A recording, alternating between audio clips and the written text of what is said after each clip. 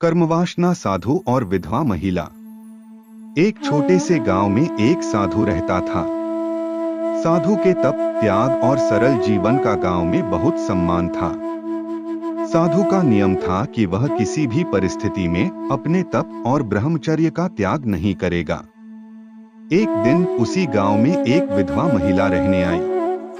वह बहुत सुंदर थी, लेकिन जीवन की कठिनाइयों ने उसे भीतर से कमजोर कर दिया था। गांव वालों ने उसके सौंदर्य को देखकर उसके बारे में तरह तरह की बातें करनी शुरू कर दी। महिला ने साधु से मदद मांगी और गांव के लोगों की नजरों से बचने के लिए आश्रम में शरण मांगी। साधु पहले तो सोच में पड़ गया।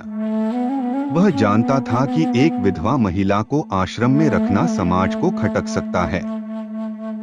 लेकिन फिर उसने सोचा, एक सच्चा साधु वही है जो सबकी मदद करे, चाहे परिस्थिति कैसी भी हो। उसने महिला को आश्रम में रहने की अनुमति दे दी। महिला ने साधु का पूरा सम्मान किया और आश्रम के कार्यों में मदद करने लगी। लेकिन गांव वालों ने इसे गलत नजरिए से देखा।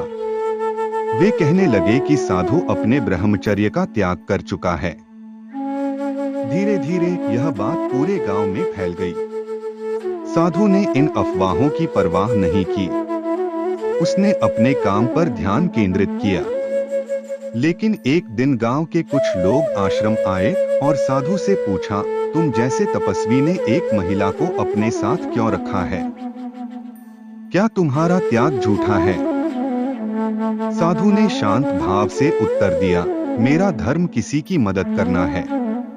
अगर मैंने इसे शरण नहीं दी होती तो तुम लोग इसे समाज से बाहर कर देते। मेरे तप का असली मतलब सिर्फ अपनी पूजा करना नहीं, बल्कि दूसरों की सेवा करना है। गांव वालों को अपनी गलती का एहसास हुआ। उन्होंने महिला और साधु दोनों का सम्मान किया। साधु ने सिखाया कि तप और त्याग केवल बाहरी दिखावा नहीं। साधु और विधवा महिला की कहानी। किसी गांव में एक साधु बाबा का डेरा था। वह अपनी सादगी और भक्ति के लिए प्रसिद्ध थे। गांव वाले उनकी बड़ी श्रद्धा से सेवा करते थे। उसी गांव में एक विधवा महिला भी रहती थी। वह सुंदर और गुणी थी, लेकिन अपनी स्थिति के कारण वह अकेली और दुखी रहती थी। विधवा महिला ने सुना कि साधु बाबा का आशीर्वाद बहुत प्रभावशाली है। वह उनसे मिलने गई और अपनी परेशानियों के बारे में बताया। साधु ने उसकी समस्याएं सुनी और कहा, तुम्हें आत्मबल और धैर्य की आवश्यकता है। जीवन में जो भी होता है वह हमारे कर्मों का परिणाम है। लेकिन ईश्वर पर भरोसा रखो, सब ठीक हो जाएगा। साधु की बातों ने महिला को आशा दी। वह रोज साधु के पास जाती और उनसे मार्गदर्शन लेती। गांव वालों ने देखा कि वह अक्सर साधु के डेरे पर जाती है, तो उन्होंने इस बात को लेकर बुरा भला कहना शुरू कर दिया। धीरे धीरे अफवाहें फैलने लगीं कि विधवा और साधु के बीच कोई अनुचित संबंध है। यह बात साधु के कानों तक भी पहुंची। उन्होंने इन बातों की परवाह नहीं की, लेकिन विधवा महिला को समाज के तानों से बहुत दुख हुआ। एक दिन वह रोती हुई साधु के पास गई और कहा, बाबा, मैं अब यह सब सहन नहीं कर सकती। मेरी वजह से आपकी प्रतिष्ठा को नुकसान हो रहा है।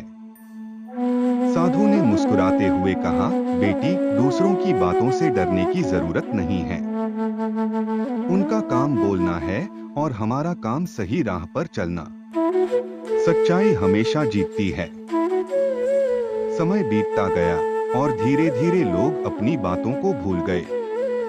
विधवा महिला ने साधु के मार्गदर्शन से आत्मनिर्भरता की राह अपनाई और अपने जीवन को एक नई दिशा दी। साधु का धैर्य और सत्य पर विश्वास गांव के लोगों के लिए प्रेरणा बन गया। यह कहानी सिखाती है कि सच्चाई और भलाई के रास्ते पर चलने वालों को बाधाएं तो आती हैं,